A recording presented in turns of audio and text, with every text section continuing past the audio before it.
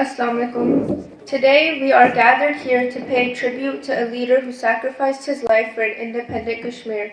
Alongside Maqbool Butt, Amanullah Khan spent his life emphasizing and advocating the political rights Kashmiris deserve. He held strong morals and values centered around justice, independence, and rights of his people. Today, I urge you all to come together and pay value to his efforts and sacrifices by contributing to raise a voice for all the silenced voices of our beloved Kashmiris.